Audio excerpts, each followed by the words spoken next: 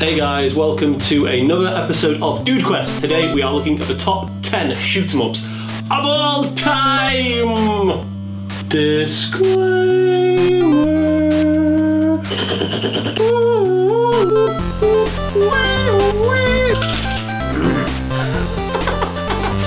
This is obviously not the be-all, end-all top 10 list. It just happens to be my list of personal favourites. If you agree with that, then fantastic, and if not, go fuck yourself. Shove it up your ass.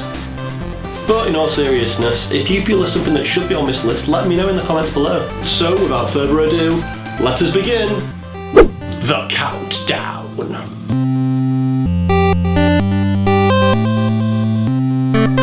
Sine Mora. Or is it Sine Mora? Or Sine Mora? I don't know. What I do know is this game looks freaking gorgeous. It's gorgeous! Believe me when I say this is one of the best looking shmups that I've ever seen. But how does it play, Bob? Well, pretty damn well now that you mention it. While taking charge of a crew of anthropomorphic animals might not be a wholly new idea, the rest of the game is filled with some really cool original features. Sine Mora is a game all about time. The storyline, which is incredibly in-depth for the genre, sees you travelling through it. You have the cool in-game ability to slow it down Matrix style, and to top it off, in a wholly innovative twist to the genre, the only way of dying is by running out of time. You see, you gain more of it the more enemies you shoot, and lose it the more hits you take. I like that, that's nice. 2 thumbs up from Dan.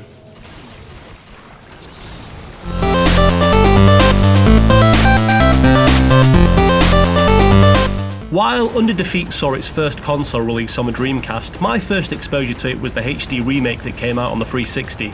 Under Defeat garnered a little heat upon its release, with critics suggesting it was only worthy of a digital release. But in my opinion, these early reviews were a little unfair. The game, while tough as rocks, is a hugely rewarding ride that will test your skills to the very limit. Sure, it's difficult and at times maddening, but the game looks and plays fantastically well. There's a word that I'll be using a lot during this countdown, and that word is innovation. Make no mistake, Under Defeat is an innovative shmup. Sure, the whole helicopter pilot thing has been done before, but I say it's never been done as well as this, and it's never been done like this. Not to mention it has the greatest bomb animation ever. Go on, one more time. For old time's sake. Almost better than sex.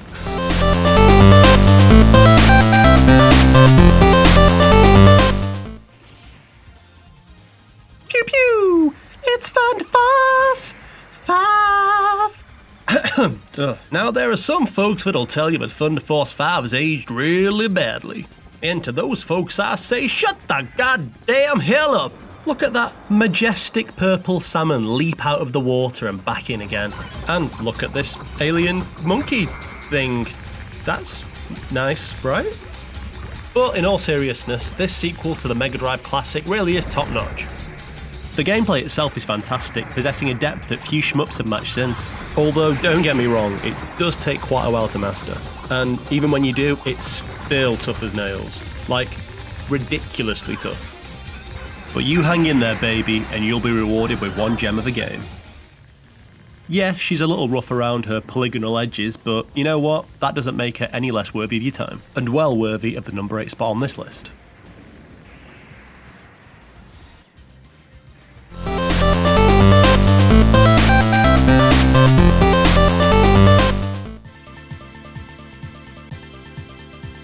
Sweet Virginia Brimstone is Space Megaforce. The SNES has long been considered the console, given the least tools to work with for tackling the shoot-em-up genre. And yes, while its 16-bit brethren may have had the all-round greatest spoils of games in the genre, the very best of that era in this man's heart belongs to this hard-to-find gem released on Nintendo's magical grey box. High praise, right? You're damn straight, son! The game handles like a dream, the level design is always superb, the enemies are varied and challenging, and the weapon system, sweet lordy the weapon system. In a word, brilliant. This game throws some serious firepower your way, and it's almost always fun to use. Furthermore, graphically the game is nothing to sniff at. Everything feels in proportion. I know it sounds like a simple thing to note, but I see so many games in the genre messing this up. Not so Space Megaforce, truly a 16-bit gem.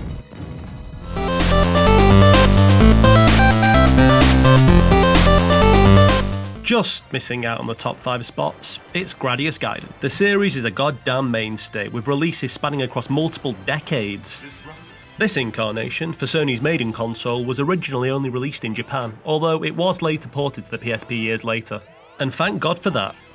Gameplay wise, it's a Gradius game through and through, though this was the first game in the series to introduce 3D graphics. And you know what? They're damn pretty too. If you're already a Gradius fan, then you'll no doubt know how hard this series is. For me at least. And let me tell you, this game is no different. It continually kicked my ass. It has a Dark Souls-style masochism to it, inciting pad-hurling frustration throughout. But just like that game, the sense of accomplishment when you finally take down a difficult enemy is almost euphoric. Tears of pride will stream down your face as you triumphantly punch the air screaming, "Hot fiery ginger beer, I've only gone and done it!" No? Just me? Well, that's just fine with Dan.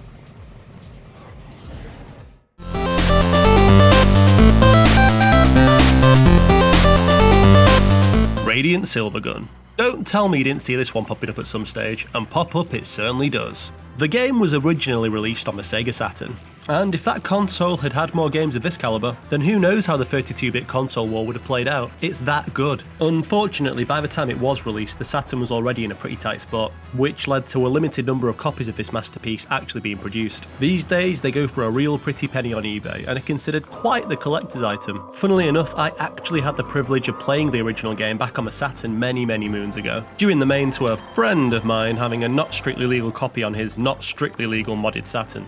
I was captivated by it then, just as I am today. And for those of you not willing to spend upwards of £100 acquiring the game, the Xbox Live release is a welcome addition to the gaming landscape. Do yourself a favour, pause this video and go buy a copy right away. Trust me, you'll thank me later.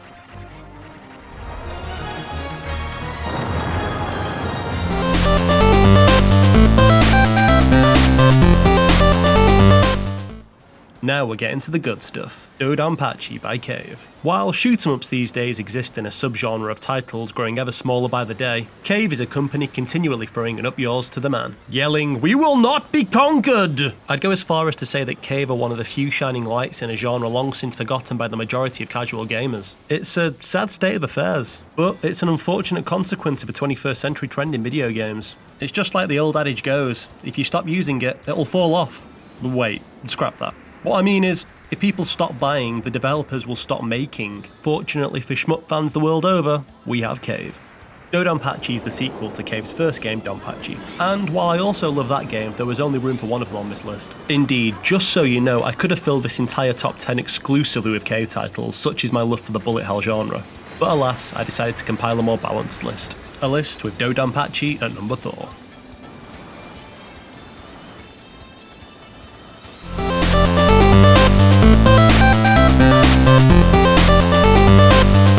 R-Type.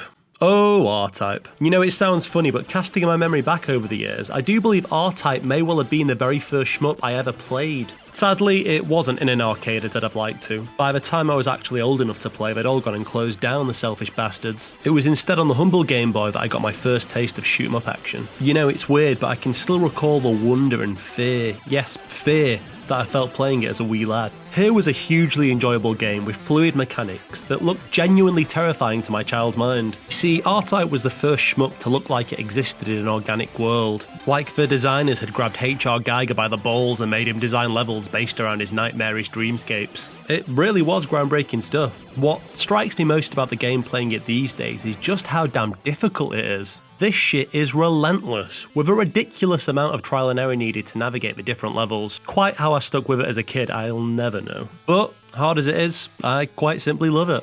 Hence why it's my number 3 on the list.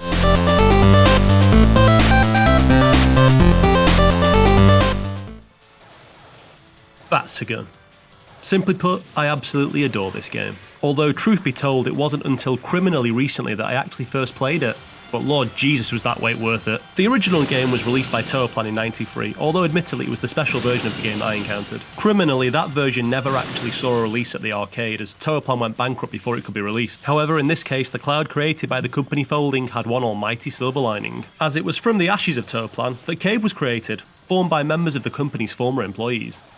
Batsugun is a game drenched with innovation. From it you can see directly how the bullet hell subgenre evolved. It was this game that kickstarted the entire thing. Not only that, but the game looks, feels and sounds so goddamn good. The graphics to this day look fantastic, rich with detail, style and panache, and they're perfectly complemented by a soundtrack that'll just straight up make you smile.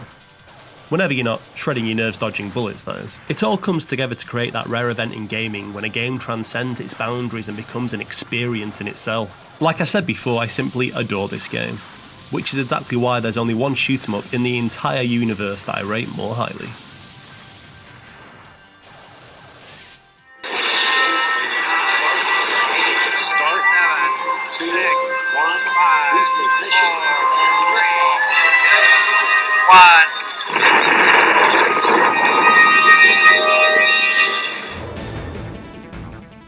Ikaruga.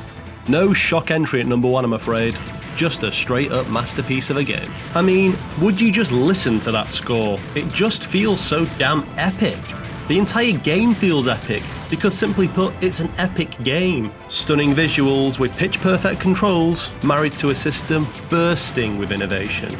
And they make it look so damn easy. I mean, who'd have thought adding an element as simple as dual polarities would make for such an amazing gameplay feature? Treasure, that's who. Handing the player such a tool, the power to alter their ship between each polarity at will, adds a level of depth to the game that I feel isn't matched in other shoot-em-ups. It's a simple one, sure, but who says it needs to be any more complex? It's a manic shooter after all, where reactions count for far more than the ability to infinitely customize attacks or some other such feature. I can still remember the first time I played it, that creeping feeling of awe as my ship blasted onto the battlefield. I walked away from that session convinced I'd just played something very special indeed.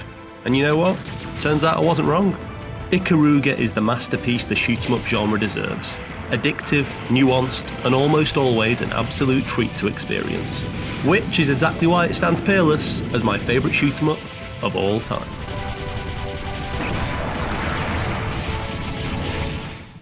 Hi guys, thank you so much for tuning in. Believe me when I say it really means a lot. And hey, if you enjoyed this video, maybe you might like the last one we produced, a retro-flavoured review on Cold Fear. What's more, if you feel like helping a fledgling channel out, please consider hitting the subscribe button. It would really make my day. Thanks again and see you all again soon. Ta-ta!